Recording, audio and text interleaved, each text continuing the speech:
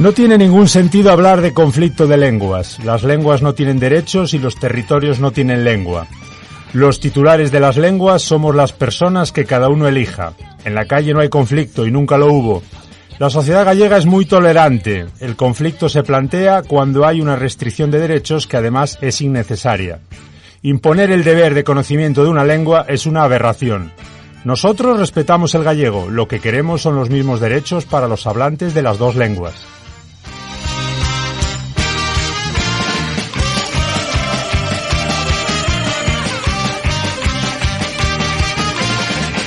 Este era unha frase, unhas declaracións de José Manuel Pousada, de Galicia Bilingüe, alá polo 2008, falando no foro La Región sobre linguas.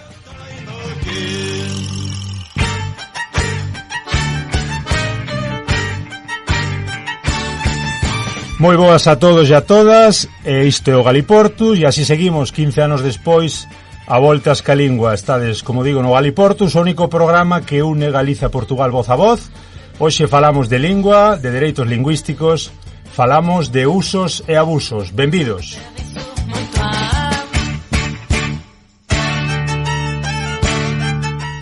E benvidas, dende os estudios de Radio Ariz, outra vez máis, aquí con Carlos, 107.2 da FM. Teño o prazer de contar con dous ilustres convidados. Teño a miña dereita a Héctor Casas, moi amigo, compañeiro, educador e activista da lingua. Moi boas, Héctor. Boas, bons días. Tamén a un gran convidado dende Compostela, directamente fixo a deferencia de vir a Tallariz, o gran Marcos Maceira, que non é pouca cousa, presidente pola Mesa da Normalización Lingüística, historiador. Moi boas. Bo día, moi bo día. Moi boas, Marcos. Ben, vamos falar un pouquiño de moitas cousas. Estamos co presidente da Mesa. Agora vamos con todas elas. O primeiro, quen é Marcos Maceira? Contanos un pouquiño a túa faceta máis persoal. Como te defines? Pois no Twitter teño, xa usaron algunha vez iso fora daqui, fora de Galiza. Poño galego compostelán, son pai de dúas crianzas, unha de 4 e outra de 5. E pouco máis, activista lingüístico, fundamentalmente. Que é a Mesa, Marcos?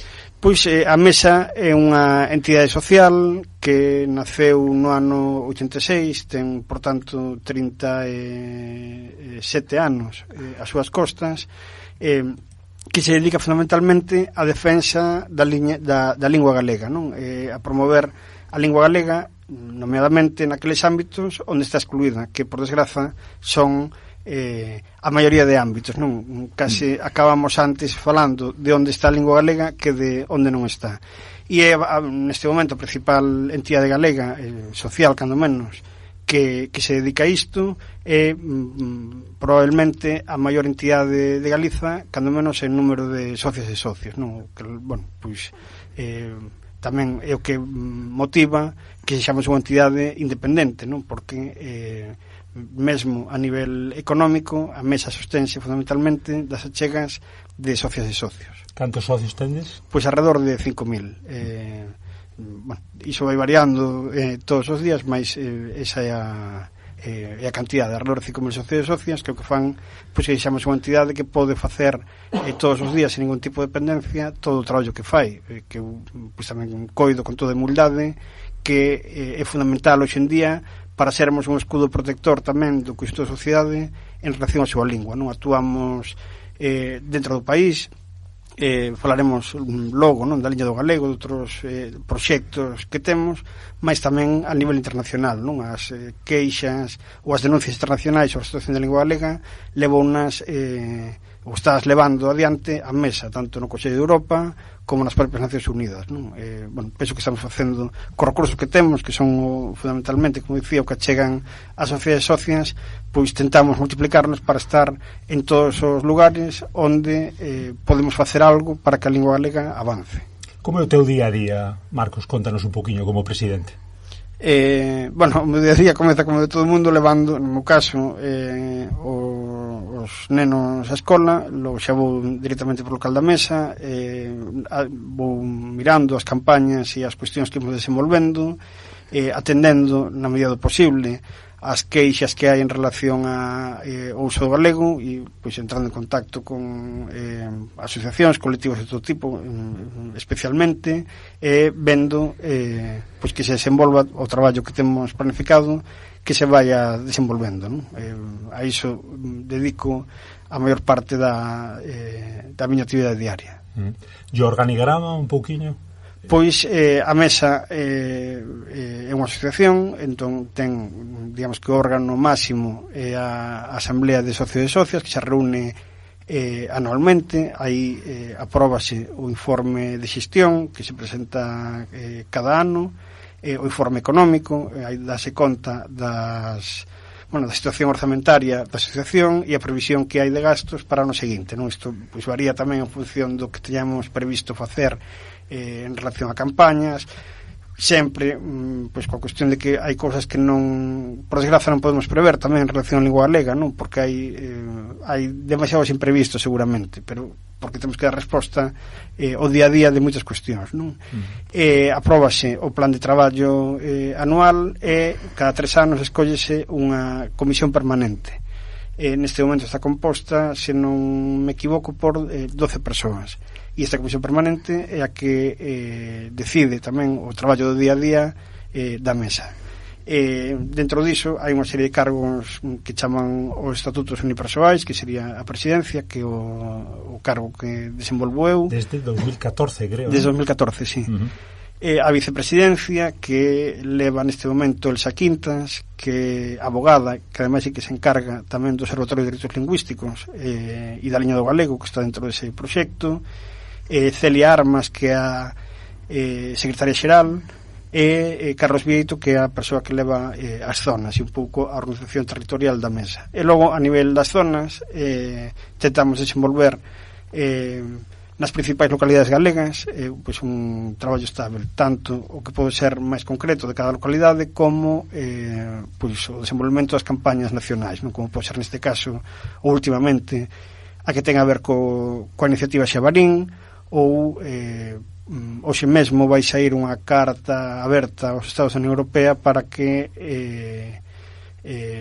voten a favor da oficialidade da lingua galega, non? Entón, imos levando diferentes iniciativas e o que procuramos é que isto teña traslación a todo o territorio do país, non? Que non fique só na cuestión máis mediática. Falamos dentro de un pouquiño, se che parece, de todas estas campañas, manifestos e demais. Contanos un pouco a nivel de intervención, un pouco de colaboración con outros territorios, co Espazo Galeusca, un pouco como foi. Parece que vos vin na web que tiverades un manifesto, que apoyarades un manifesto en Bilbao, non? Polo uso do euskera. Sí, foi, en Bilbo houve unha manifestación este sábado pasado, día 4 de novembro, precisamente contra as inxerencias do Poder Judicial na normalización do euskera, non? Con sentenzas que mesmo atacan legislación que estaba sentada desde hai máis de 30 anos en relación ao euskera. Non é algo particular do euskera, aquí aconteceu algo semellante no 2018 con unha sentenza primeiro do Tribunal Superior de Justicia de Galiza, despois do Tribunal Supremo, tamén reducindo a posibilidade de actuación en relación á lingua dos concellos, non? Naquel caso era en relación á ordenanza municipal de uso do galego no concello de Lugo.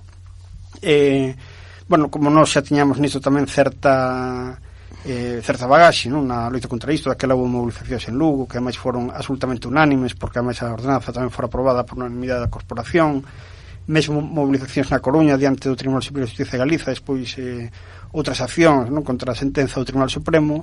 Precisamente encargáronnos de Conselúa, que é a principal entidade, é o Consello que une as entidades de defensa euskera, encargáronnos que elaborásemos este manifesto, e na presentación que houve en Bilbo o venres 3 de novembro encargáronnos precisamente a leitura, leuse en euskera, neste caso foi Idurres Isabel a que leu en euskera, e a min tocoume a leitura deste manifesto en español, era para a prensa, non?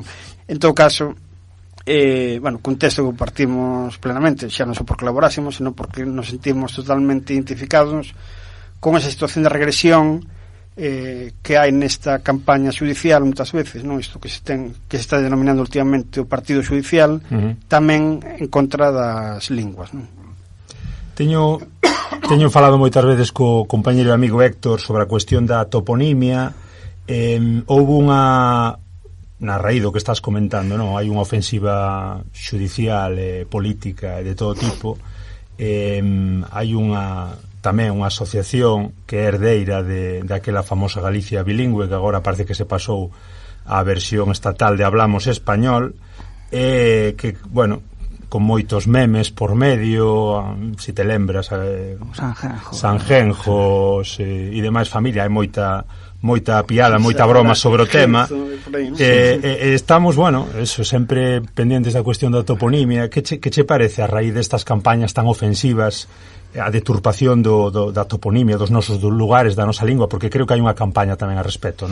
Si, nos desenvolvimos campañas en relación a isto, e recentemente mesmo nos manifestamos nella da Toxa en relación co foro que ali se desenvolve, que xa non só porque fagan ostentación da deturpación da toponimia, sino porque iso está apoiado directamente por cargos públicos estatais e autonómicos, non? O cal un incumprimento manifesto da legislación e están apoiando que se incumpra precisamente esta legislación, non é que o faga unha persoa particular, senón que se fai con apoio mesmo económico dos poderes públicos, algo moi impresentable, evidentemente.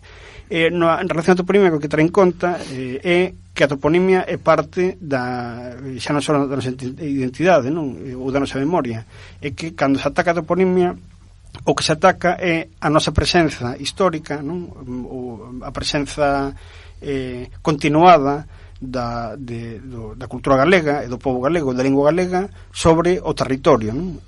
O que se pretende é eliminar calquera rastro que identifique a presenza dunha cultura determinada, dun pobo determinado, do galego, sobre o seu propio territorio. Pero aquí o que hai é unha campaña de borrado da lingua e cultura galega a todos os niveis.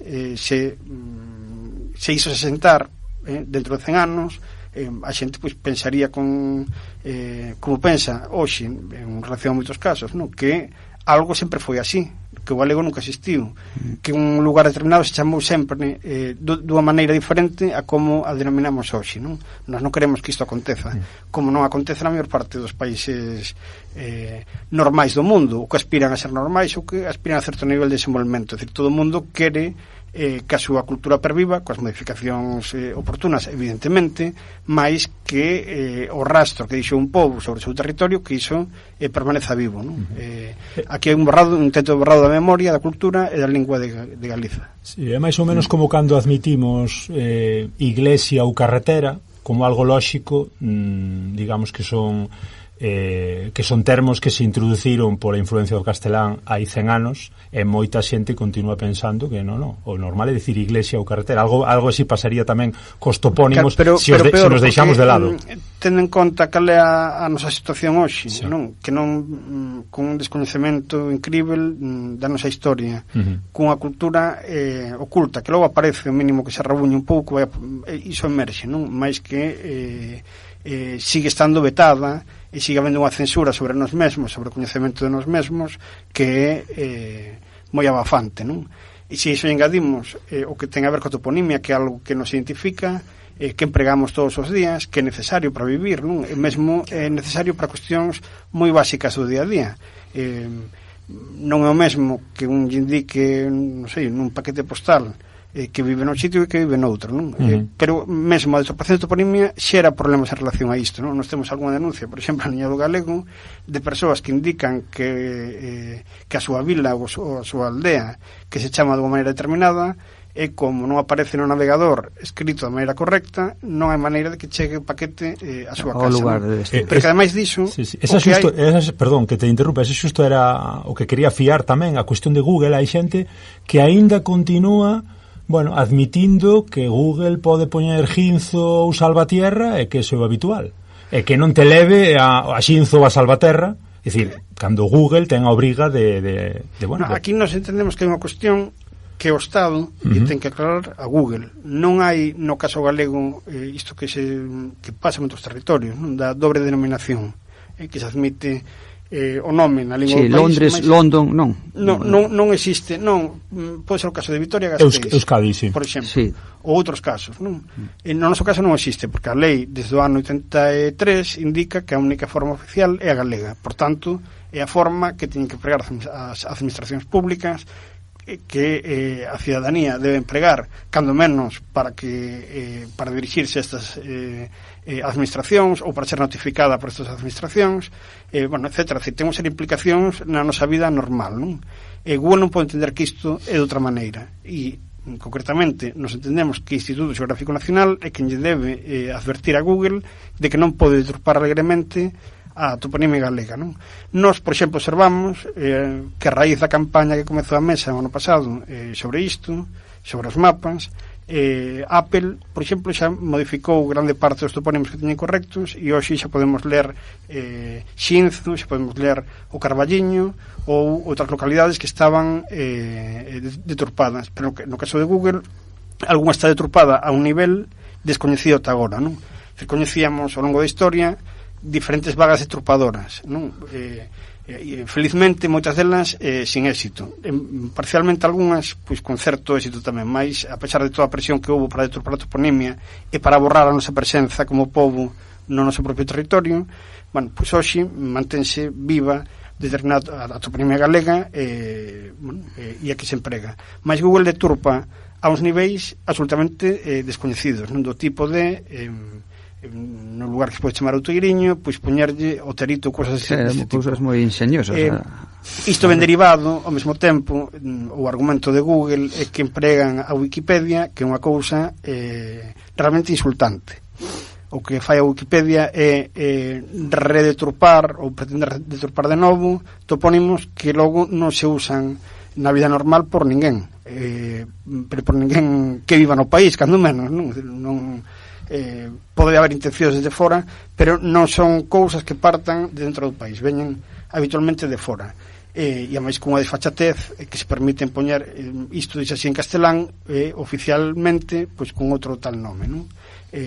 Isto eu penso que colectivamente non o debemos permitir, mesmo independentemente da lingua que falemos, porque isto é a pegada que deixamos os nomes dos lugares, a pegada que deixamos sobre o territorio, que non só que deixamos nós, sino que deixaron tamén os nosos antepasados, que deixou a cultura galega e a lingua galega como lingua existente dentro do propio territorio, non? Entón, consentir isto é admitir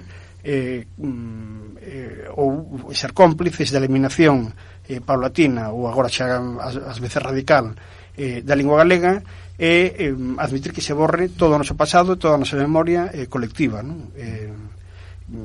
É algo que na medida que podemos combater debemos facelo. Como está a cuestión, outro manifesto que tamén sacastes, como está a cuestión da dobraxe do galego nas plataformas, algo tan recurrente, tan importante hoxe, a cuestión das plataformas do galego?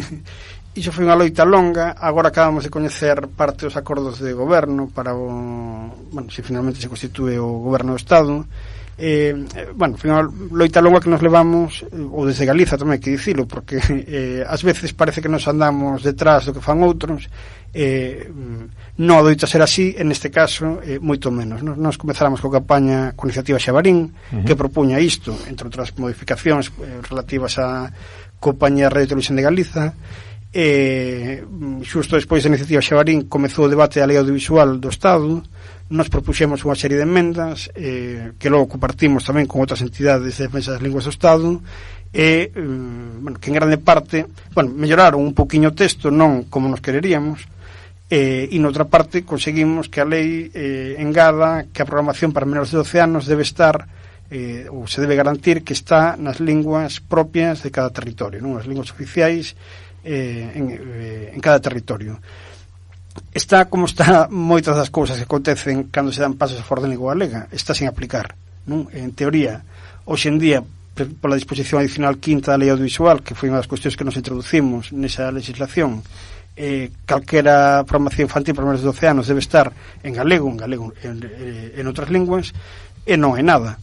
Concretamente, Clan Televisión, que é a canle pública infantil, pois a que emite probablemente os dibuixos, os deseños animados que están máis de moda, ou que máis gostan os nenos e nenas, non? Os que logo ven nas súas tablets, ou que logo ven nos teléfonos móviles, todo iso está exclusivamente en español, mesmo moitas veces dispondo de dobraxe a multitude de linguas, non? Mais en galego non está, non hai maneira de verlo en galego.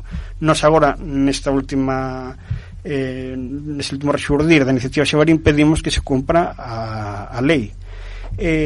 Noutro tipo de cuestións, como as plataformas, nos pedíamos que todo aquilo que estea dobrado ao castelán tamén estivese dobrado ao galego, que as cotas de financiamento que establece o Estado se distribuísen en función da poboación, non? E en función das linguas tamén. A cotas de financiamento para producións que tamén teñan un aspecto lingüístico, ademais algo que encaixa perfectamente na Directiva Europea sobre audiovisual.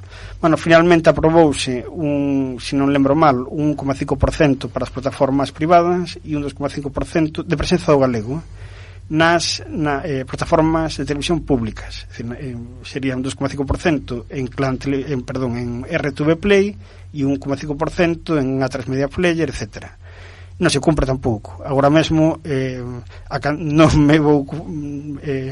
non vou errar se digo que un 0% nas privadas e pois aproximadamente un 0,0 algo máis en RTV Play, non? De feito, na plataforma de televisión española hai neste momento só 4 filmes en galego de 200 que dispoñen, e deses 4, 2 non se poden ver en versión original. Son 4 filmes galegos e 2 deles non teñen audio en galego. Non funciona só se pode ver en versión dobrada ao español. Ni siquiera neste caso que non teñas acceso a unha versión dobrada ao galego dun filme que está en español, en inglés, en francés, no que for. É que non podemos acceder á versión original na nosa lingua de algúns filmes, non? Dos 4 que hai. Isto é incrível no século XXI. Non existes. Non existimos. Sí. Non falas da iniciativa Xabarín, nós que somos da xeración Xabarín e vivimos aqueles anos 90 onde, pois Xabarín e a televisión galega pública tiña bastante peso porque había os canles que hai. Hoxe vivimos un panorama totalmente diferente, vos que tamén para os que tendes fillas preadolescentes e demais a situación é ben diferente. Sí, de feito, eu a miña filla pois xa ten 14 e agora pois xa os contidos infantis xa lle quedan moi lonxe, pero cando tiña menos anos, pois eu tiña que me buscar a vida ofrecéndolle contidos audiovisuais buscados por min mesmo, porque non había oferta na grella televisiva, non? Entonces eu lembrome que tiña unhas CDs daquelas que ainda lle puña no ordenador de Arale e o Doutor Slump, non? E os contidos que lle puñaran iso, non? Eu na miña época, pois afortunadamente sí que tuvemos a sorte de poder acceder a ver contidos, pois por exemplo, todos os que viñan no Xabarín, o Son Goku, o Capitán Planeta, quer dizer, había contido en galego, había simplemente nesa canle, porque xa hai 2 canles e na 2, pois é que non hai non hai posibilidade de poder ofrecer a nenos contido na lingua propia. Como está, avanzamos un poquinho, como está a cuestión da oficialidade en Europa? Aí hai bastante controversia, a ver se un día conseguimos tamén falar con Ana Miranda, europarlamentaria. Galego sí, galego non, vamos un pouco a remolque do que propón Cataluña, do peso tamén de Euskadi. Galego sí, galego non, ou directamente como fai a europarlamentaria do BNG recurrir a un portugués de mínimos e xa nos chega? Pois a oficialidade do galego sí, evidentemente, por moitos motivos, sin discutir tampouco a unidade lingüística entre o galego e o portugués. Pero hai unha serie de implicacións de oficialidade que debemos ter en conta para a nosa vida diaria tamén. É dicir, que este tipo de cousas non son só simbólicas, que o simbolismo é moi importante tamén. Igual que na cuestión do Congreso, é importante que o galego se vexa que existimos, porque se ve que existimos tamén se recoñece implicitamente o noso dereito a existir, que é o que non se nos recoñece tamén moitas veces. No caso da Unión Europea, igual. Só que derivada das directivas europeas e de moitos regulamentos europeos, precisamente o recoñecemento e oficialidade do galego pois pode derivar en que iso teña traslación despois á legislación estatal e mesmo autonómica, non? Claro, se vemos, por exemplo, que hai máis de 250 disposicións legais só no ámbito do consumo que obrigan a presenza do español, é dicir, que isto da voluntariedade do español, que o español existe porque sí, é relativo, porque no conxunto son máis de 500 as que obrigan a presenza do español e só no ámbito do consumo 150. Moitas delas derivan de directivas europeas, é dicir, son disposicións que pretenden ou teóricamente pretenden que as persoas consumidoras pois teñan información sobre os produtos que consumen, non? Sobre consecuencias de todo tipo no ámbito da saúde, todo o que ten a ver con calquera produtos ou información do tipo económica ou legal, etc. Claro, en galego non temos, en galego o único que temos é o dereito a usarmos o galego nas nosas relacións de consumo, mas é un dereito que non ten por que ser correspondido por outra parte. Entón, nos podemos dirixirnos ao banco en galego, mas o banco non ten ninguna obriga a dirixirse a nós en galego. Entón, é un dereito que se non ten reciprocidade non existe, na práctica non se pode exercer. Que posibilidade teño eu podo reclamar un contrato en galego, teño o dereito de facelo, como podería reclamar aquela outra lingua. O meu está recoñecido legalmente, sí, mas o banco non ten obriga de facelo, non? Mesmo nalgún caso existe, por exemplo, nos seguros, existe o dereito a termos as pólizas en galego e non se cumpre en ningún caso, ou prácticamente en ningún caso. Hai que reclamar moito a compañía de seguros para conseguir o contrato en galego, non? Isto a pesar de que todos asinamos unha póliza onde hai un artigo, que se non me lembro mal é o 10, que aparecen todas as pólizas onde di que temos dereito a dispor dese documento na lingua que solicitemos, non? Isto non se cumpre. Sí. Claro, mudaría isto, ou polo menos a forza para reclamalo sería moito maior se o galego fose lingua oficial na Unión Europea, non? Comentábamos antes o caso da lei audiovisual. A Directiva Europea xa obriga uns mínimos de disposición das linguas nos produtos audiovisuais, non? Nas plataformas das linguas dos estados. Se o galego fose lingua oficial da Unión Europea, a reclamación que nos tivemos que facer desde o comezo, como se iso non existise ou iso non tivese que dar xa lugar inicialmente a unha interpretación de que o galego tamén debía estar, toda esa luta que levamos sería moito máis sinxela, porque parte da argumentación e do esforzo de convencemento xa estaría implícito na propia consideración do galego como lingua oficial da Unión Europea, non? Logo, que efectivamente está dentro do sistema lingüístico galego-portugués, iso sin dubidalo. A prova é que Ana Miranda no Parlamento Europeo se dirixe en moitas ocasións en portugués ao pleno ou en alguna comisión e non hai ningún problema. Iso en todo caso sería un argumento a favor do galego tamén para oficialidade, cando o que se coloca en riba da mesa agora mesmo é o custe que poden ter a traducción a todas as linguas. No noso caso, unha parte desa traducción, cando menos na oral, probablemente estaría máis solucionado. Outra cousa é, que exista outra norma para esa variante lingüística, pero esos son problemas de outro tipo. En todo caso, non debería haber ningún problema para que, debería ser así, saberemos o día 15 de novembro. Nos hoxe lanzaremos esta carta aberta aos Estados da Unión Europea, que enviaremos tamén a través de David Hicks, que é o secretario xeral de ELEN, que é a Organización Europea na que estamos integrados, que lle dirixirá tamén aos ministros de exteriores da Unión Europea. Esperamos que se recoñeza, primeiro, que o pobo galego existe, que ten lingua propia e que temos dereito, como calquera outro pobo, a vivirmos a nosa lingua, non? E que iso é moi difícil hoxe se a entidade na que está integrado o Estado non recoñece tamén iso na súa...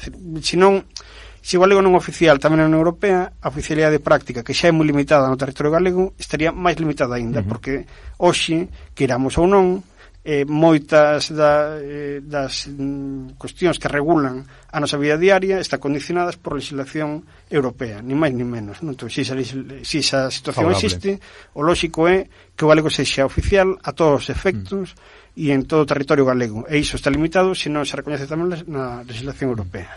Sí, abríamos o programa falando decía Pousada de Galicia bilingüe no 2008, que impoñer o coñecemento dunha lingua é unha aberración. Vemos que unha lingua pode ser un dereito simplemente, que non é pouco, e outra, sin embargo, é un deber, non? Iso, claro, a Constitución española fala do deber de coñecemento do español por todos os cidadáns do Estado, e a única lingua que se refire, mesmo ás veces hai unha certas discusións, non? Sobre o reconhecemento das outras linguas, pero convención explícita só hai unha lingua que é o español, non? Todos os españoles teñen o deber teñen o dereito de usala e o deber de coñecela. Entón, xa para comezar, no marco xurídico actual hai unha lingua a que se lle dá unha situación que as demais non teñen. Mesmo na Lei de Armonización Lingüística que se aprobou no 83, presentouse pola delegación do goberno naquele momento un recurso de constitucionalidade contra o artigo 1 que falaba tamén de equiparar iso con respecto ao español e garantir o deber de coñecemento en Galiza. Iso constitucional avalouno, retirouse esa mención ao deber de coñecemento da Lei de Normalización Lingüística. Claro, que consecuencias ten isto? Pois ten moitas, ainda que nos pareza que non. Evidentemente a ninguén obriga a coñecer unha lingua ou outra, non? Mais si que o Estado ten que garantir que pon todos os medios para ese deber de coñecemento, para fornecer ese deber de coñecemento, sobre todo no que ten a ver coa función pública, non? Todos os funcionarios do Estado, todos os traballadores públicos teñen o deber de coñecer o español. En cambio vemos como en ámbitos como a sanidade, por exemplo, cada vez se requiren menos coñecemento do galego os traballadores da sanidade, non? O galego agora mesmo no ámbito da sanidade é considerado un mérito, mas non hai obrigatoriedade de coñecer o galego, si o español. Ás veces empréganse por ese tipo de colectivos de extrema dereita argumentos do tipo de se ven un cirurxián premio Nobel de non sei onde que non sabe galego, como te vas quedar sin ese cirurxián? Pois o primeiro que se obriga a ese cirurxián é que saiba español. Iso en calquera convocatoria de emprego pública, senón, claro, se o sistema enténdese que calquera cidadán do Estado español que aprobou o bacharelato coñece o español, porque o Estado puxo os medios para que coñeza e chegou a ter o título de bacharelato. Se unha persoa non é cidadán do Estado español, ten que facer unha proba de español, pero isto na sanidade, na administración, na Garda Civil ou na infantería de Mariña, onde sexa. Isto é así. Co galego non. O galego pode puntuar no caso dos Sergas como mérito ou ser un requisito para outro, pero claro, aí é onde entra precisamente ese deber de coñecemento, non? O galego pode estar a disposición ou non, según como pero o español, a propia Constitución establece iso, non hai dúbida ninguna. O lógico é que se somos cidadáns ao mesmo nivel, se nos garantan e falamos unha lingua ao mesmo nivel, estén establecidos os mesmos dereitos e os mesmos deberes, sin máis. Moi ben, continuamos en breve co programa, que a segunda parte vamos falar de dereitos lingüísticos, vamos falar da liña do galego e de Queremos Galego, e precisamente como Queremos Galego, como tamén nos vai comentar Marcos algunha propostiña máis e algunha iniciativa respecto de Queremos Galego, escoitamos a Pablo Díaz, esta música do 2016, Queremos Galego, e continuamos agora.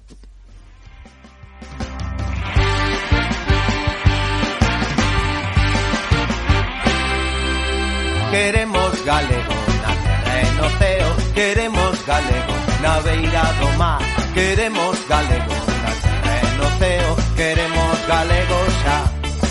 O galego dos avós ten que nos chegar a nós, xo coidamos e o falamos a durar outros 1000 anos.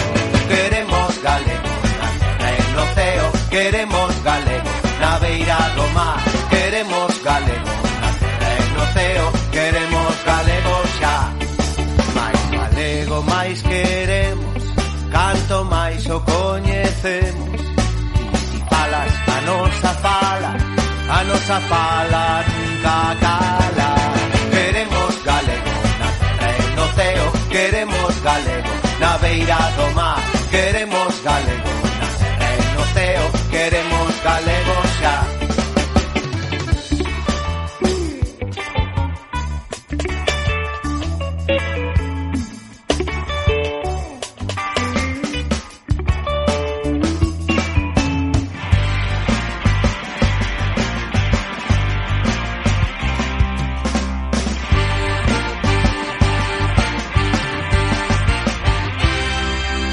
queremos galego na terra e no ceo, queremos galego na beira do mar, queremos galego na terra e no ceo, queremos galego xa. A nosa lingua viaxou moito, foi a Brasil antes ao Porto, tamén en África xente fala, a nosa fala nunca cala. Queremos galego na terra e no ceo, queremos galego na beira do mar, queremos galego na terra e no ceo, queremos galego xa. Queremos galego na terra e no ceo, queremos galego na beira do mar, queremos galego na terra e no ceo, queremos galego xa. Queremos galego xa. Queremos galego xa. Seguimos aquí no Galiportus con Héctor, con Marcos Maceira, comigo que son Germán. Falamos de dereitos lingüísticos, estamos falando da Mesa pola Normalización Lingüística e tamén de moitas cousiñas relacionadas. Como digo, toca agora falar dun apartado importante como é a liña do galego. Que ven sendo a liña do galego, Marcos? Bueno, é un servizo público que ofrece a Mesa pola Normalización Lingüística, que é o único desas características que hai en Galicia neste momento. Por desgraza, é a única maneira que ten a cidadanía de denunciar vulneracións de dereitos lingüísticos, aínda que tamén temos un apartado tanto de parabéns a empresas ou institucións que se destacan polo uso do galego, non a calquera que usa o galego, como fundamentalmente as consultas que pode ter calquera cidadán ou cidadá sobre o uso do galego en calquera ámbito da súa vida, non? Nos tentamos resolver todo iso, tanto as queixas, notificar os parabéns a quen o mereza e atender as consultas que haxe sobre diferentes aspectos, non? Naceu no ano 2008 e conta hoxe cunha aplicación móvil onde se pode tirar unha foto. É algo que iremos mellorando tamén co tempo, pero tamén temos o correo electrónico o 981563885 que está sempre aberto a atender calquera queixa ou calquera consulta, non? Sí, unha queixa. Eu quixera saber como é o proceder por parte da mesa ou da liña do galego neste caso, cando unha persoa bota a mão da aplicación para denunciar cualquier vulneración lingüística, documenta esa vulneración, manda, non por medio da aplicación da liña do galego, chega vos a vos. Que facedes vos cando vos chega a denuncia por parte do... Claro, nos dirixímonos, no caso a administración, a empresa, a entidade que sexa que recibe a queixa, notificándolle que iso aconteceu, no caso que corresponda, informándoa sobre o incumprimento da legislación, se hai, non? Pois en relación a toponimia, por exemplo, non? Ou sobre outro aspecto. Notificamos iso tamén, e ao mesmo tempo actuamos paralelamente notificándolle a Valedora do Pobo no caso de que sexa algún tipo de infracción de dereitos máis fundamentais, e a Secretaría Xeral de Política Lingüística, e logo a partir de aí imos facendo seguimento. Se recibimos resposta, pois xa fica no programa que temos, non é como corrixido, como solucionado, e se non recibimos, insistimos para que iso se garanta, non? Segundo a Valedora do Pobo, eu non teño agora mesmo o dato, ela falaba de que o 70% dos casos que chegan a ela, notificados por nós, rematan por ser resoltos, non? Claro, o problema é que en relación aos dereitos lingüísticos hai algúns que están asentados, que ten que ser así, e xa está. Non pode unha persoa, por exemplo, nun establecemento comercial botala fora porque fale galego, ou non poden, como ten acontecido en alguna ocasión, unha persoa que está na autoestrada que lle acaba de romper o coche, que o guindastre non lle vaya porque quen atende o teléfono di que en galego non atende, non? Hai cousas que poden levar mesmo a abrir procedementos judiciais, non? Temos algún poucos, porque procuramos inicialmente facer todo, digamos, polas boas, non? E logo, no caso de algunhas administracións, o nivel de resposta a nós pois é menor, noutras solucionase inmediatamente. Bueno, iso xa depende. Nós o que nos encargamos é de todo o trámite desa queixa, do seguimento e de, sobre todo, non deixar desamparada a ninguén por sufrir unha vulneración de dereitos lingüísticos, non? Claro, non podemos solucionar todo porque somos unha entidade social, mas tentamos facelo na medida do posible, e logo, para solucionarlo, pois iso, contactamos directamente, tentamos que se solucione, ou recorremos a outro tipo de, pues, a vía judicial, ou ás veces a movilización, non? Como ten acontecido en algún caso tamén. Sí, porque pode haber casos nos que, por exemplo, que en vulneros de dereitos sexa a propia administración e de alguna forma recibe algún tipo de multa se acaso non rectifica ou... Esa capacidade non a temos, nós non podemos decidir se se multa a alguén ou non. O problema é que en relación á falta de uso do galego non hai tampouco moitos mecanismos para reclamar iso. Claro, cando nos denunciamos que o galego non é realmente oficial en territorio galego, pois tamén nos referimos a ese tipo de cousas, non? Por exemplo, no ámbito do consumo, se unha empresa non dá un servizo en castelán, inmediatamente actuarían pois, diferentes organismos do Estado procurando que o faga, e mesmo con recurso a penalizacións, non? Se fose necesario. No caso do galego non temos maneira de conseguilo, non? Nada máis que coa presión que a propia sociedade fai para que pasanos, por exemplo, en relación a unha compañía de seguros con cuestións graves, non? Mesmo con clientes que querían usar o galego, pois en algún caso teníamos que chegar a vía judicial para que iso para que ese dereito se recoñecese por esa vía, non? Claro, nós temos que empregar as ferramentas que temos a man e non sempre son as que nos quereríamos, mas tentamos facelas. Outras veces, pola movilización. Estou lembrando agora un caso de hai uns anos nunha escola infantil onde, finalmente, ademais, despediron a unha mestra por ensinar as cancións en galego aos nenos. Bueno, a parte da vía judicial, que finalmente, efectivamente, conseguiu o despido nas condicións determinadas, unha mobilización que mesmo motivou que moitos pais e nais retirasen os nenos desta escola, non? Claro, non se pode, unha institución educativa non pode educar aos nenos e nenas na discriminación lingüística, en na marxinación, en na exclusión dunha realidade que é a lingüística neste país, non? Que tipos de queixas vos chegan, Marcos? Estás xa comentando algún? Fundamentalmente as que máis chegan son a administración. Isto nos pensamos que porque a xente entende que a administración ten máis obrigas en relación á lingua. Probablemente se todo o mundo soubese que tamén no ámbito da empresa privada as empresas tamén teñen obrigas, aí aumentaría o número de queixas, pero a xente entende, isto está ben por unha parte, non? Que a administración ten unhas obrigas que debe cumprir. Entón, neste sentido, a administración pública que máis queixa recibe con moita diferenza. Dentro diso, é os Sergas a que máis queixas ten, e é algo tamén que se explica porque é un dos servizos que temos que empregar con máis habitualmente, non? É unha necesidade. É dicir, ao mellor hai servizos que non empregas nunca do conxunto da administración galega, mas o servizo sanitario sí que... E aí por desgraza, cada vez notamos que hai maior exclusión do galego, non? Xa non son na sinaléctica ou en notificacións que se fan, sino en cousas tan básicas como os consentimentos informados por operacións. Isto é algo que mesmo por legislación internacional se debe fornecer, a información que che dan sobre unha operación na lingua que solicita o doente, non? A doente.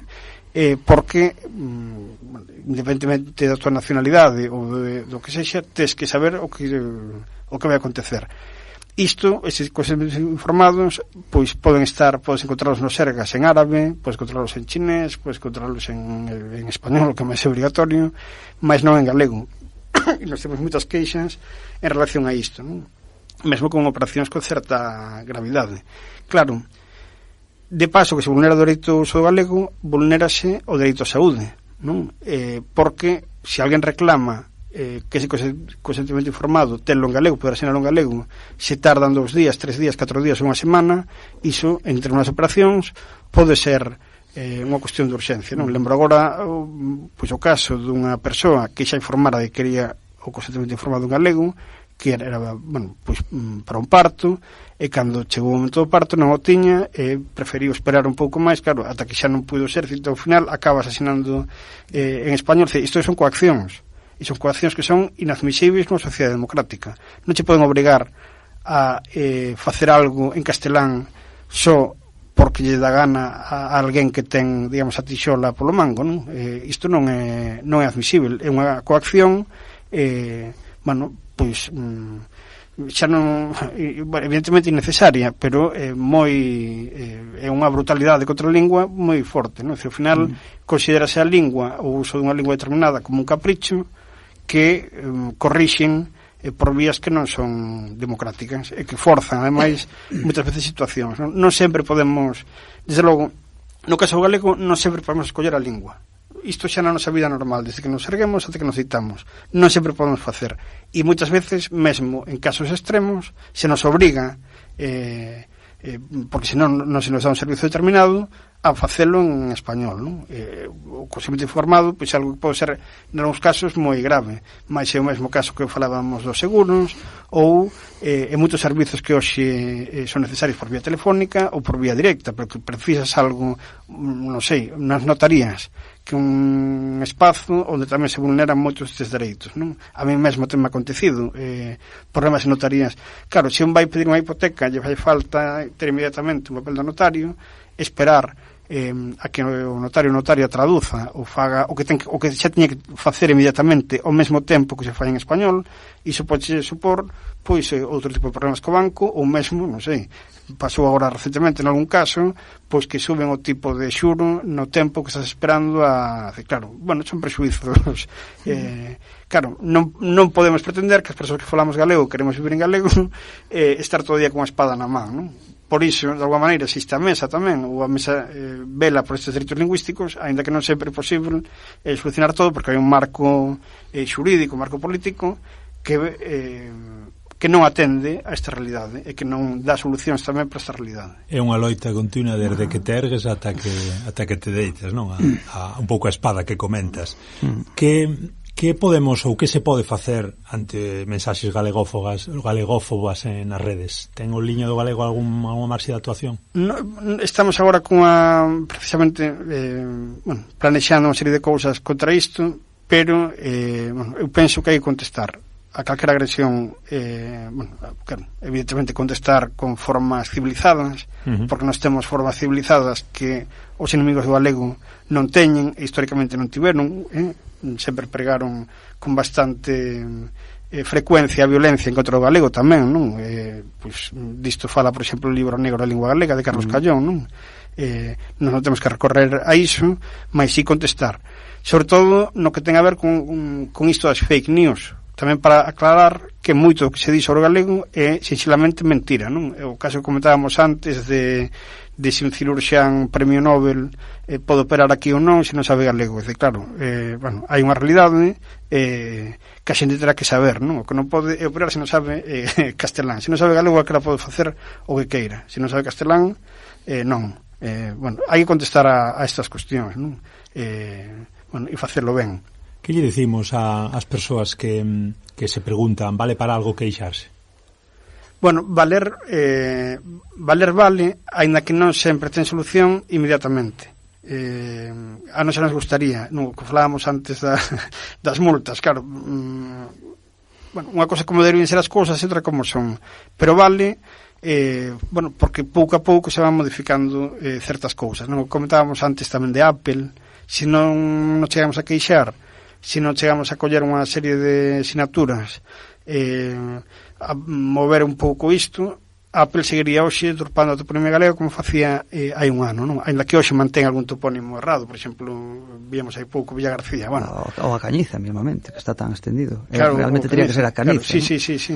Pero claro, pero se non nos movemos, non hai maneira de por isto de evidencia. Muitas veces xógase connosco tamén pola invisibilidade que teñen se non se fala da lingua e se non se visibiliza a lingua, non hai maneira de correxir absolutamente nada, non? Logo, mesmo as campañas máis galegófobas que hubo pois, nos últimos 10 ou 15 anos tiveron que modularse, non? Dicir, xa hoxe mesmo na Xunta non falan tan abertamente contra o galego como falaban cando estaban na oposición hai uns anos, non teñen que modular. Bueno, iso son cousas que imos conseguindo pouco a pouco pola acción da sociedade. Desde logo, se non actuamos, non correximos absolutamente nada. E logo, eu tamén penso que asociarse á mesa ben para contribuir co traballo que desenvolvemos, ben para axudar tamén económicamente, é importante porque, bueno, pois para ben ou para mal, somos a única entidade que está hoxe en día preocupada destas cuestións, non? De que podemos vivir en galego plenamente as 24 horas do día, con todos os límites que teñamos, con todas as dificultades, con todos os erros que tamén podemos ter, pero somos a única entidade que o fai. E, desde logo, se non existísemos, a situación sería muitísimo peor do que xa, sin ser boa, que non o é. Desde logo, se non hoxe a mobilización toda que hai en xeral do povo galego, hoxe, pois, todo sería muitísimo peor, non? Mesmo porque obrigamos, ás veces, aos poderes públicos a manter unha posición determinada que non a manterían se non estiésemos facendo a presión que facemos, non? Non sei se trouxeches ou che pasaron ou che transmitiron algunha das queixas máis recentes referentes á liña do galego. Non sei se hai algún exemplo que nos poidas contar que che sorprendera especialmente. Que dixeras, pero como pode ser? Bueno, hai un caso recente que ainda está precisamente na vía judicial, foi na pandemia, un cidadán que foi convocado para vacinarse e pediu o entrar no centro de saúde se ha atendido en galego. Como é o seu dereito, que está reconhecido na lei de normalización lingüística. Bueno, a resposta que lle deron foi chamar a policía denunciarlo por interrumpir a circulación normal da fileira que había nese momento para a vacinación, non? Bueno, non contentos con iso, efectivamente foi policía local, informouno de que non tiña ningún dereito a falar galego, que se falaban español, tiña que el falar español, porque a lingua oficial do Estado non sei canto. Isto é a policía. Non é que o diga un que pasaba por ali tomando un viño. Claro, a policía, que en teoría está para velar polos dereitos da cidadanía, e que o informa dunha situación determinada, non? Bueno, isto a policía non contenta con isto, notifica yo a delegación do goberno que o multa, non? Entón chega yo primeiro a unha persoa máis de idade, non? Chega yo un aviso de que pode ter unha sanción entre, non lembro que era o mínimo, e 300.000. Entón o primeiro que leva é un susto grande. E o motivo da multa, perdón, cal era? Era obstaculizar a orde pública e ademais dicirlle os pretender discutir, non? Ou, sí. Bueno, era a aplicación da alteración do orde. E logo enfrontarse á autoridade, non? Por dicirlle que non tiña razón a policía nesa interpretación da lei. Bueno, isto está agora está na xustiza. Decidirá a xustiza. Evidentemente, claro, esta persoa se repuxo é porque para comezar vulneraban un dereito que coñecía e que tiña dereito ademais a ser perfectamente atendido en galego, non? Como temos todos dentro do noso país. Claro, outra cousa que se corresponda non é ese dereito, pero desde logo, a policía non pode ser que informe a ninguén de que non ten dereito a usar o galego. O sea, que descoñece os dereitos a propia policía. Claro, bueno, pero que isto é do día a día, non? Bueno, logo hai cousas que xa van máis alá de casos concretos da liña do galego, non? Por exemplo, que isto se descoñece, nós dicímoslo sempre nos informes que mandamos ao Consello de Europa, pero cada ano a Xunta de Galiza asina un convenio co Ministerio de Defensa para os incendios, non? Para apagar os lumes no verán. Bueno, pois aí hai un artigo permanentemente desde hai anos que di que ninguén se pode dirixir en galego ao exército, que a lingua, entón, claro, poñamos na situación, hai outras que podería citar aquí tamén, na situación de que está ardendo un monte e un veciño que ir a avisar a policía. O que acontecerá no 90% dos casos é que o fan en galego. É máis nunha situación extrema onde non estás para andar pensando en que lingua falan. Xa non me ache Marcos tres poderes fáticos importantes, non? A xudicatura, a policía e o exército. Pois sí. Da policía temos casos, non? Algún concreto, un viciño, penso que, se non lembro mal, era en Gondomar, que chama a policía, a Garda Civil, porque asaltaron a súa casa, e o primeiro que lle din é que non pode presentar a denuncia en galego. Que non vai ser atendido na Garda Civil, senón isto xa hai anos, non? Ou casos semellantes, por exemplo, na Policía Nacional en Ferrol. Bueno, Poderíamos citar bueno, daba para facer un segundo libro dos negros de lingua galega que lo verá seguramente. Sí, bueno, que lo verá seguramente, pero con casos gravísimos que acontecen a cidadán só por facer algo que debería ser normalísimo na súa vida, que falar galego, non? E que é impedido moitas veces por empresas privadas, pero moitas outras tamén por poderes públicos que en teoría deben facer o contrario do que fan. E isto aquí non hai sanción de ningún tipo contra o que ataca unha persoa por falar galego. Iso, claro, iso ten que ver con o liño do galego, porque, claro, nos queixámonos, ás veces non todo o que pretendemos que se soluciona, non? Hai unha parte, pero claro, eu coicía antes, pero polo menos o servizo nos dámolo gratuitamente, tentamos que existan as mellores condicións, probablemente pois faría falta tamén máis persoal para atendelo, porque cada caso que se abre un expediente, o que nós deberíamos facer máis seguimento seguramente, non sempre temos a disposición, porque o ano pasado, no 2022, atendemos sobre 1100 casos. Claro, e atender 1100 casos cunha persoa media que temos para isto é pouco complicada, porque tamén é certo que para todo o mundo o seu caso é moi importante, para nós tamén o é, pero dentro diso hai algúns que nos levan máis tempo porque implican, como falaba antes, pois actuacións judiciais, non? Ou pola nosa parte, ou legais, que implican, bueno, pois máis esforzo, porque vulneran dereitos que xa non son só desa persoa, senón do conxunto, non? Que poden afectar despois o conxunto se permitimos que se continue. Entón, ás veces temos que modular a que dedicamos máis enerxía, menos, e, bueno, temos que, faríanos falta ter máis, bueno, pero iso depende dos recursos que tentamos que sexan máis, pero non sempre son os que nos quixéramos, non? Eu estou indo este programa, Marcos, digo, teñen toda a razón do mundo, acabo de sufrir un atropelo, acaban de abusar dos meus dereitos lingüísticos, acaban de un pouco de violarme a nivel lingüístico, e quero transmitir unha queixa. Como fago? A mesa...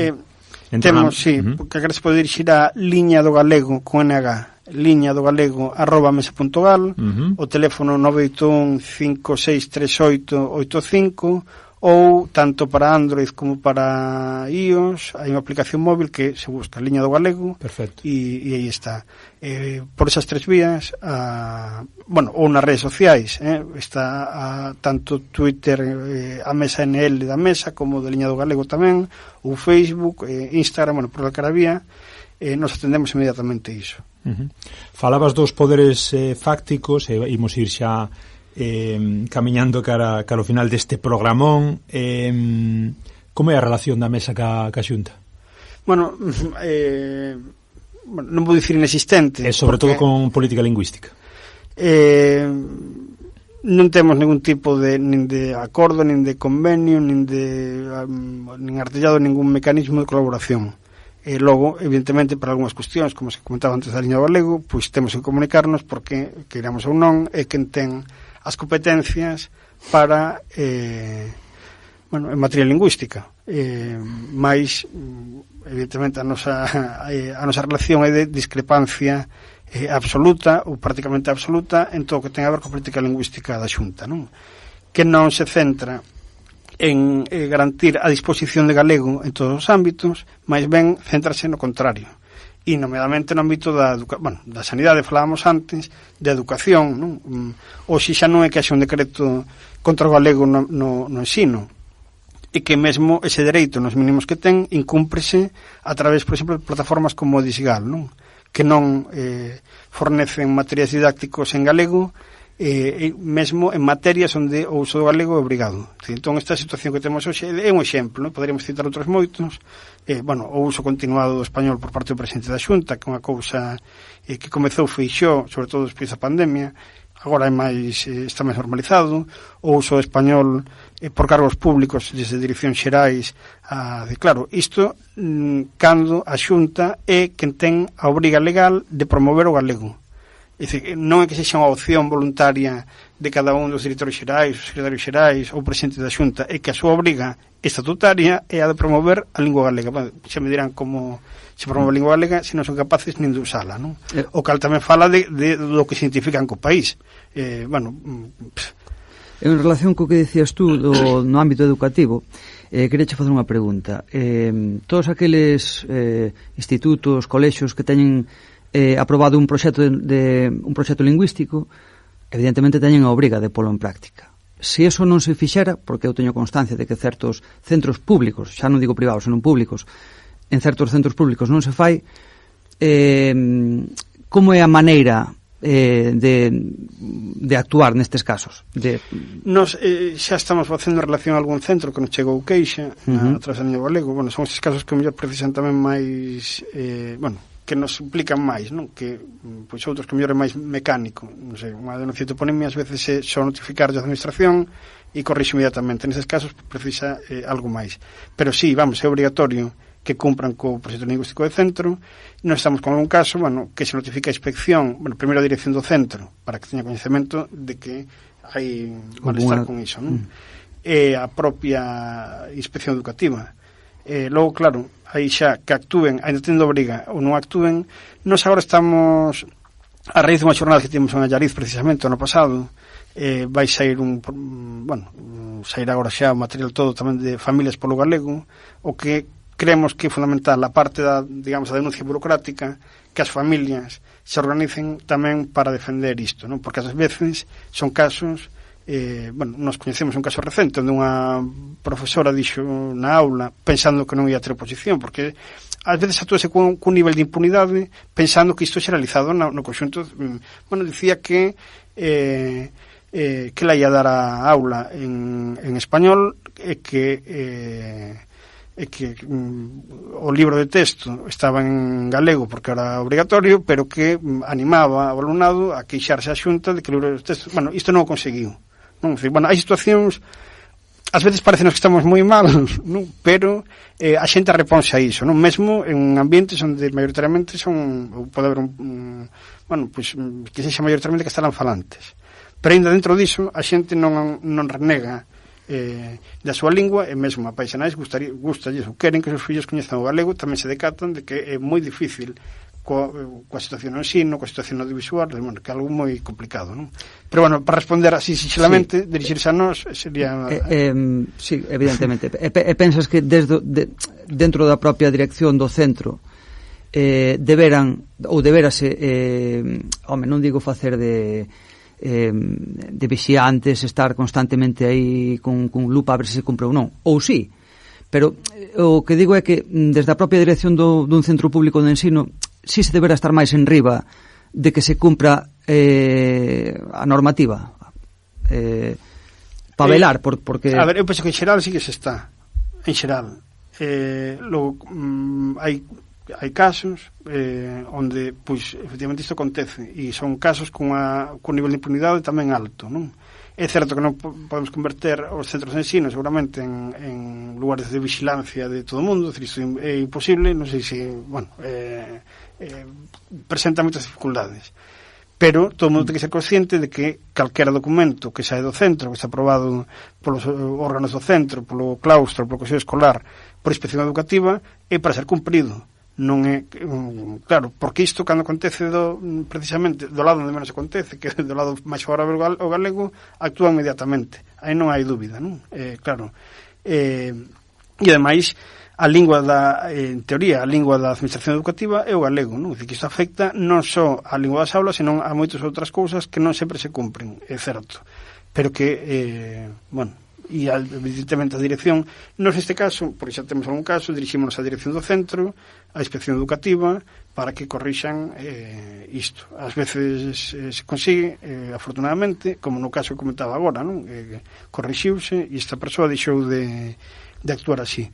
Noutros, pois, iso, se houvese máis consciencia tamén por parte das familias e máis organización, non? Sobre todo organización, porque ás veces un queixase, que se sea o profesor ou profesora ou dirección do centro, a quen for, outro tamén, mas non hai, iso non está aglutinado ao redor de nada, non? Entón son queixas individuais que logo cando collen tanta forza como cando collen corpo adquiren máis forza e entón consiguen cambios, non? Niso no que estamos nos agora tamén, nese ámbito das familias, non só para o ensino, tamén para a cuestión do audiovisual ou outras cuestións que son actividades extraescolares, non? Que ás veces reclaman moitos centros, e é certo que hai que facelo, mas tamén hai moitos concellos que ofrecen actividades extraescolares onde non hai palabra de galego, non? E ás veces o argumento é, bueno, pode haber argumentos peregrinos, como hai sempre relación ao galego, non? É que, bueno, pero hai obrigas que hai que atender tamén, non? É que ten todo o mundo. O galego, Marcos, aí recentemente vimos unha tremenda noticia, un tremendo dato, que xa baixa dese 50%, non sabemos moi ben porcentaxe arriba, porcentaxe abaixo, pero o certo é que xa comeza a haber problemas para que sexa lingua maioritaria. De feito, parece que xa comeza a ser lingua minoritaria dentro do propio país. Cal é o futuro desde a mesa, como vedes a cousa para os próximos 20 anos? O primeiro, sobre este estudo que é do INE, do Instituto Nacional de Estadística, poñelo un pouco en dúbida, entre outras cousas porque sumamos a porcentaxe de xente que fala só castelán e fala só galego, asumas eses dos datos, danos o 120 e pico % da poboación, ou seja, xa é pouco fiable. Bueno, é un estudo que está feito sobre todo para falar de linguas que non son propias do territorio do Estado español, porque aí efectivamente unha persoa pode falar árabe e falar español claro, bueno, pues entón aí non está feito atendendo a realidade galega. Iso penso que está moito mellor feito os estudos do IGE, que aínda non dixeron que fose, digo, porque este mesmo estudo do INE hai 4 anos, 5 anos, dicía o mesmo, que por primeira vez o galego era minoritario na sociedade galega, e agora resulta que outra vez, por primeira vez, por segunda vez, por segunda, primeira vez, o galego. Entón, bueno, podese discutir moitas cousas. Isto non quere dicir que realmente a presenza, ainda, sexa cal fora a lingua habitual, a presenza da lingua galega na sociedade galega é minoritaria, pero isto non é de agora. Isto é desde aí dúcias de anos, por non dicir séculos, non? Porque independentemente do que nos falemos, cal é a lingua maioritaria da administración. E, bueno, hoxe non se poden facer actuacións, por exemplo, no SEPE, non? Algo que, por desgraza, para moita xente ten que acudir aos servizos de emprego, non? Non sei, pues, para cobrar o paro. En aquele momento non pode facer nada en galego.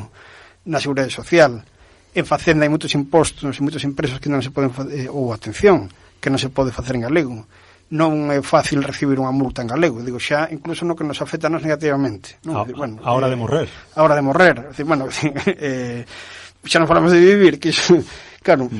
Entón, aí a presenza do galego é minoritaria. Seguimos audiovisual, a presenza do galego é minoritaria. No ensino, na xudicatura, mas na xudicatura xa non é minoritaria, é inexistente, porque pois andan un 0,8% de expedientes tramitados en galego.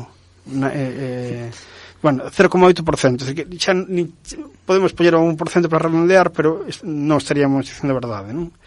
Bueno, entón, claro, desa situación, que podemos esperar que aconteza na sociedade, non?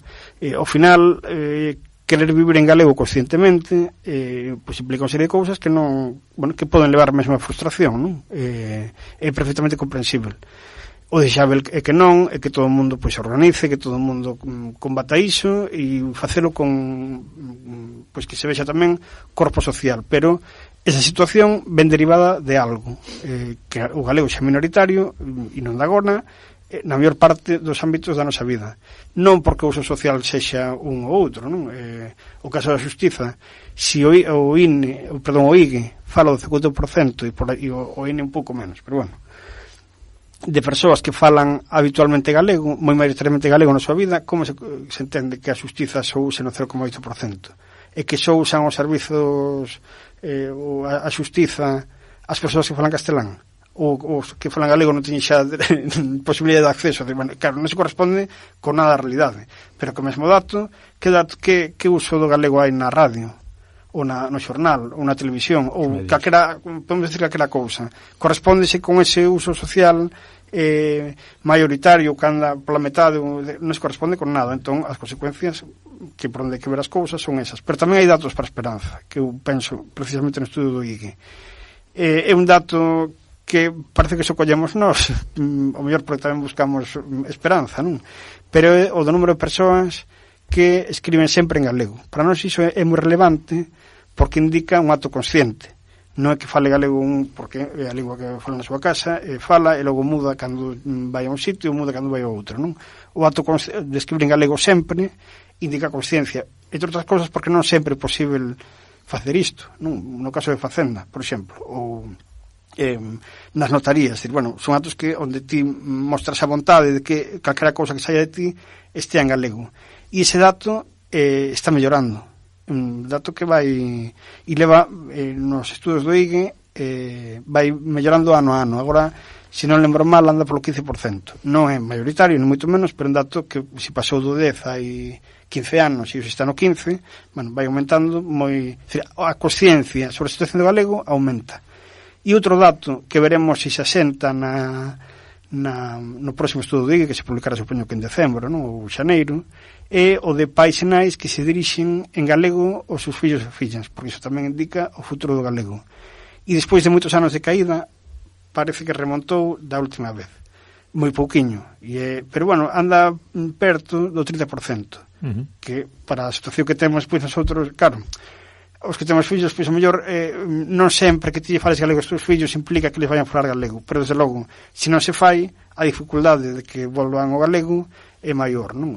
Decir, os meus fillos na miña casa falan galego, logo non sei o que fan na escola ou noutros ámbitos. Aí terá máis dificultades, pero, por lo menos, están asentados na lingua galega, teñen a lingua galega no seu ambiente familiar e social máis próximo, bueno, logo e case esa consciencia por parte de pais e nais indica tamén que imos por unha dirección, decir, se non hai consciencia da situación do galego e de que se pode mudar, entón sí que non hai nada que facer, pero eses datos que nos falan diso, bueno, melloran, moi pouquiño a pouco, pero melloran. A min ese é un tema que particularmente me parece increíble, que non sei se na nosa xeración se daba nos 90 da mesma maneira, que pai e nai falen galego. Sí, é certo que despois no colexio ou noutros medios o rapaz, pois evidentemente a forza do español é tremenda e acaba moitas veces por acabar falando castelán, pero se pai e nai falan galego, eu vexo moitos casos nos que o rapaz despois se dirixe aos propios pais en castelán. É un tema que me parece brutal, porque hai a pesar do esforzo dos dous, hai unha perda aí da transmisión. Non hai esa reciprocidade que se busca. Bueno, iso ten a ver seguramente con que no fondo, sobre todo os nenos e nenas, danse conta desde moi novos cal é a lingua de prestixio, de poder, e cal é a que non é. Entón, pero que iso é tan evidente que é así, que logo, claro, que pretender que tamén os nenos e nenas teñan unha consciencia diso e un comportamento coherente cando logo na sociedade tampouco hai. Eles son víctimas. Claro, claro, mesmo a coherencia, bueno, pois hai moita xente que defende o galego e nin siquiera iso non implica inmediatamente un comportamento lingüístico coherente, que é positivo, evidentemente é positivo, é mellor que a xente defende o galego que non, por exemplo, nos vimos lograr moi claramente na cuestión da toponimia, non? A defensa da toponimia galega é absolutamente maioritaria en persoas de todo o espectro ideolóxico, independentemente da posición política que teñan de moitas cousas, e mesmo da lingua que falen, non? Bueno, é maioritario. Iso corresponde despois con a coherencia, non, pero está claro que se non hai persoas que defenden o galego inicialmente, que estamos mesmo no turismo lingüístico, o outro, pois esa defensa a outros niveis non existiría, e que é necesario para que o galego exista e aspire a niveis amplos de normalidade, que esa consciencia inicial aumente tamén, non? Esa parte positiva dos datos, que logo son moi negativos en xeral para o galego, pero claro, como falábamos antes, derivado dunha situación onde os poderes públicos non actúan absolutamente en nada para que sexa de outra maneira. Que vale máis, Marcos? Un non falante consciente ou un falante inconsciente? É dicir, que eu falo, pero, bueno, cos complexos todos. Iso é... A ver, eu penso que esa consciencia dos non falantes conscientes hai que transformala en coherencia tamén con esa consciencia. Agora, un non falante consciente, se se converte nun galego falante consciente, bueno, desde logo é máis útil, non? Claro, hoxe, pois o galego seguramente hai máis consciencia sobre o galego en xeral na sociedade da que había hai 50 anos ou hai 100 anos. Claro, a situación de 100 anos foi a que de alguma maneira tamén a evolución diso foi a que nos levou a perda de falantes hoxe, non? Claro, pero agora temos outra situación que seguramente non mellora porque hai moita xente que fala español, é consciente, mas non dá o paso. Claro, seguramente daría o paso se a situación e a presenza do galego a nivel social fose outra. E iso no que estamos nós, non? De que a presenza social do galego sexa outra para permitir a toda esa xente que fala castelán e que conscientemente sabe que cal é a situación do galego e como corrixila, a que dé o paso. Pero é moi difícil porque se nos poñemos na situación, non, empatizando un pouco, e claro, se logo non vas ter prácticamente ningún servizo en galego, se a consideración social do galego sigue sendo a que se vas ter dificultades de todo tipo, pois xa, se non é nada que favoreza que dé a seu paso, non o vas dar, non? Eso é lamentable. E, mira, seguindo os estudos estes sociolingüísticos, viuse precisamente nesa época do bipartito como un cambio de atitude por parte do goberno galego motivou que eses índices de descenso do galego quedase un pouco máis planos, que non se perdesen galego falantes nese tempo, cando menos, xa é importante, non? Incluso que mellorase o uso do galego en ámbitos como da mocidade. Bueno, quere dicir que a pouco que se favoreza o galego, a situación pode mudar, e con moi pouquiño, non? Porque no fondo isto pasanos a todos, mesmo independentemente da lingua que fale, todos nos sentimos identificados coa lingua do país e todos queremos que a lingua do país exista, porque tamén sabemos que iso é parte da nosa existencia colectiva, non? E isto, como dicía, independentemente mesmo da ideoloxía de cada un. Non digo unha persoa de extrema dereita ou de nazi, claro, eses non, pero afortunadamente hai poucos, non? Por agora, que siga sendo así, que siga habendo poucos. Sabes que este é un programa, un podcast galaico-portugués. Cal é o papel de Portugal e do portugués? Tendes desde a mesa algún achegamento, algún, digamos, modelo de actuación? Tendes previsto algunha colaboración? É dicir, cal é xa sei que bastante tendes co espazo interno, non? De intentar sobrevivir a nivel galego. Donde está Portugal en todo isto? Nos reactivamos ainda hai pouquiño, por iso ainda non deu tempo tampouco a desenvolver moita cousa, a Fundación Vía Galego, que ten a mesa xa desde hai tempo, non precisamente para fortalecer os vínculos coa lusofonía. Pero fundamentalmente tamén derivado de campañas internas, o que nos dedicamos é a tentar favorecer a medida posible a reciprocidade nas comunicacións. Ás veces parece que iso depende do que fagamos nós, mas tamén depende do que fagan do outro lado do miño, non? O da raya. Por exemplo, a nivel do audiovisual, non? Ás veces dice que non, pero o certo é que mantemos moita limitación a nivel audiovisual na comunicación recíproca. Non só que vexamos nós o que se fai en Portugal a nivel audiovisual, sino ao revés tamén, non? Que Portugal vexan o que facemos nós, porque además nun espacio lingüístico común o lógico que haxa esa reciprocidade que existe, por exemplo, entre os territorios de lingua española en España e, non sei, en Venezuela. Bueno, non sei se Venezuela é o caso, que mellor Argentina ou tal, non? Bueno, iso mesmo debería estar acontecendo aquí. E nos aí na lei audiovisual, por exemplo, fixemos aí o esforzo para que se mantivese un artigo que, se non lembro mal, era 43, para que se eliminasen as restriccións nas comunicacións audiovisuais, non? Sobre todo por internet. É dicir, que nos podíamos ver Netflix, ter conexión ao Netflix de Portugal, por exemplo, para acceder a máis contidos. Agora mesmo temos contidos en portugués do Brasil nunha conta de Netflix máis limitado, porque a conta non deixa estar no Estado español, e o Estado español, ainda que o portugués sexa a lingua europea, iso está un pouco limitado, ou a outros niveis, non? E logo non sei por relacións culturais, pero que iso sexa así parece-nos que é importante tamén para a lingua galega, porque ao final, ter un espello onde mirarnos e onde a nosa lingua continuou sendo normal, sen ningún tipo de interrupción, pois tamén é positivo para a nosa lingua. A lei Valentín Paz Andrade, aquela famosa, papel mollado, a efectos de para quen nos estea escoitando e non saiba de que falamos, a conexión con Portugal. Papel mollado é moi difícil, nada debería ser papel mollado para a lingua galega, nada que se aproba. A cuestión é se se aplica ou non se aplica e como se aplica. Entón isto acontece con calquera disposición legal que favoreza o galego. A lei de normalización lingüística está ben, podería ser mellorable, evidentemente. Aplicouse algo nestes 40 anos, pois pois imos a datos como que falamos do Poder Judicial ou da situación do galego na sanidade, na educación, etc., pois non sabemos moi ben para que canto se aplicou. Non sabemos, non sabémoslo, non tivo aplicación en algúns ámbitos, en outros moitos, que son os que garantirían a presencia do galego en todos os aspectos da vida social, non, simplemente. A Lei Paz Andrade non é que sexa inútil, é que non hai vontade de aplicarse. Claro, e as cousas van se aplicando se a sociedade vai reclamando que se apliquen, porque iso só pasa coa legislación favorable ao galego, non? Imaginémonos que estamos todo o día reclamando que se cumpra o sinal de 50 que hai na estrada, que a xente tivese que sair á rúa ali a manifestarse no sinal de tránsito, non? Ou, claro, iso non, normalmente o Estado actúa para que a legislación se cumpra. Co galego é ao revés. Somos os cidadáns e cidadáns que temos que reclamar que a legislación se cumpra, e pasa coa Lei Paz Andrade, coa Lei de Regulación Lingüística, coa Lei do uso galego nos concellos, etc. É así.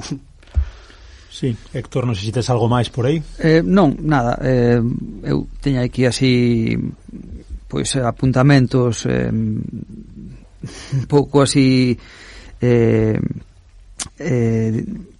anotados así a última hora. Falamos do ámbito educativo, por exemplo, a lingua no rural, como ves que o decrecemento que hai, porque sí que é verdade que existe un decrecemento con respecto a, por exemplo, hai 30 anos, non? Tendíase a decir que se queres que falar galego, se queres un pouco que o teu contexto sexa favorable á lingua, pois vai to rural, pero é que realmente agora xa non se pode decir o mesmo, non?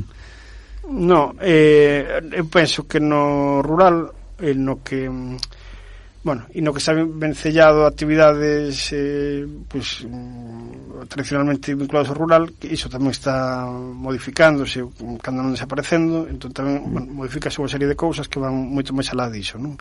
E hoxe no ámbito rural está acontecendo o que aconteceu antes nas vilas e xa antes nas cidades. Iso chega un momento, porque pasa, xa podemos ver tamén nalgúnas cidades, non, que se deteña, e a partir desa detención que pues adquira a conciencia e se modifique para un avance positivo, lento, pero que se dará. É o que penso eu, sin ser futurista nem nada polo estilo, que vai acontecer, pero esa situación que comentas ti é evidente, e falase máis galego no rural que sí, nos ámbitos urbanos, mas o descenso está sendo máis rápido agora mesmo no rural do que nas vilas ou nas cidades, non? Son procesos que se foron dando primeiro nas cidades, depois nas vilas e finalmente xa no rural. Claro, chega un momento que non se vai ter máis, porque precisamente hai a consciencia que, social nunha parte inicialmente minoritaria, pois que vai permitir que o galego siga. Eu non creo que o galego vai a desaparecer neste século, non o penso. Agora, claro, a perda de falantes ainda se está producindo, ¿no? Pero todo o que se perdeu, tú crees que é recuperable? Estou falando de xiros lingüísticos, de expresións, de vocabulario que antes empregaba, sobre todo no mundo rural, non? Agora pois xa é casi, está completamente desaparecido, non? Agora, eu sei, direlle un rapaciño novo, o que é escasullar, o que é ervagar, o que é esparrabuñar, é como se lle falas arameo, sabes? Entonces, claro, bueno, porque seguramente non vai, a ver, en parte porque non vai vinculado a actividades que hoxe pois, a persoa que te dirixes vai ou desenvolve habitualmente, non? Iso probablemente. Agora, claro, neses casos concretos, pois seguramente haxa modificacións como acontece en calquera lingua, non? As palabras manteñen o uso porque se usan máis e outras pois menos porque se usan menos. Pero por contaminación do outro idioma é obvio que... Claro, a contaminación español existe porque estamos rodeados de español por terra mar, e sustitúese. E a presenza española é abafante realmente, claro. Non hai espazo pro galego. E o espazo que se mantén pro galego é porque hai unha inquedanza social para que iso sexa así, non? E claro, o galego vai existir con moitas dificultades que se manterán mentras non se corrixa, cando menos chegáramos a un estatus de oficialidade real e que a consciencia tamén aumente, que se asente e que consiga moitos máis avances pro galego, non? Desde logo, só con con algunha campaña como esa que se fan ás veces por os poderes públicos, non? A festa de non sei que, ou o premio non sei que, actos litúrxicos, iso non serve para mudar unha situación da lingua que ademais ten máis de 500 anos. Evidente que non vamos a solucionar o que pasou nos últimos 500 anos, nin en 10, nin en 20, nin en 30 anos. Isto, pero o que hai que comenzar é un proceso e sermos conscientes de que ese proceso hai que darlo, e iso implica unha serie de modificacións que hai que dar tamén nos poderes públicos e na sociedade, non? Nese sentido podemos ser optimistas porque hai movimento social a favor da lengua, entón podemos ter claro, o optimismo pois será mellor ou peor en función da vitalidade dese movimento, non? Que tamén ás veces está moi ben, outras veces, bueno, como calquera movimento social, pero iso existe, e entón iso danos cando menos esperanza de que a situación pode corrixirse tamén, ou se pode modificar. Desde logo, sin iso non habría posibilidade ninguna. Xusto nese que apuntas, imos pechar xa, unha conclusión, un apunte, un desexo para o futuro, algo que queiras poñer como peche, Marcos, e agradecéndoche desde xa a túa presenza. Pois que podamos vivir en galego con toda a liberdade que hoxe ainda non temos. Pois xa sabedes, si queredes vivir en galego e denunciar todas as injusticias, a liña do galego. Si queredes tamén podervos facer socios da Mesa pola Normalización. Tamén vexo que tendes algún tipo de merchandising interesante na web. Tamén. Podes facer aportacións achegas de todo tipo. E seguides coitando evidentemente o Galiportus. Agradecervos que chegarades ata aquí. Hoxe prolongámonos un pouco, pero pensamos que a túa presencia que merecía. Realmente foi unha charla, unha conversa espectacular. Moitísimas grazas, obrigado, Héctor. Encantado de poder partillar con vosco. Un placer enorme, Marcos. Nada, eu a vosa disposición de todas as persoas que nos escoiten, bueno, iso, animarvos tamén a participar na mesa en todas as accións que levamos adiante que precisan de que haxa apoio social tamén. Moitas grazas. Un espectáculo terte aquí, que viñeras hoxe a Allariz, porque sempre as conversas en directo reunidos nesta bendita mesa son moito máis agradables e moito máis productivas. Deixámosvos, recordade que nos tendes en iVoox, en Pod Galego, en Google Podcast. Algún xa me está dicindo que hai que poñerse en Spotify urxentemente. Temos canal de WhatsApp, estamos arrancando con forza, estamos en Facebook e en Twitter. As suxerencias, como sempre, por favor, a galiportuspodcast@gmail.com, que o correo sempre é mellor de xestionar.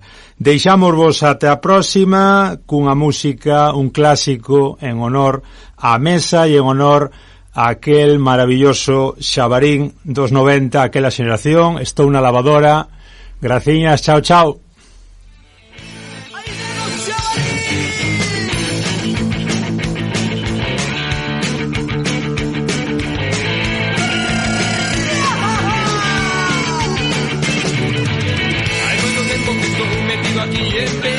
Fardo porque non podo sair. Hai moito tempo que estou aquí metido en penso xa está fardo porque estou moi aburrido. Estou na lavadora, estou na lavadora. Estou na lavadora, estou na lavadora. Sacaime pronto daqui. A miña nai tamén foron chamar para que viñera con un sacho para poderme sacar. E o meu pai tamén foron avisar para que viñera con escopeta para poderme sacar. Estou na lavadora, estou na lavadora.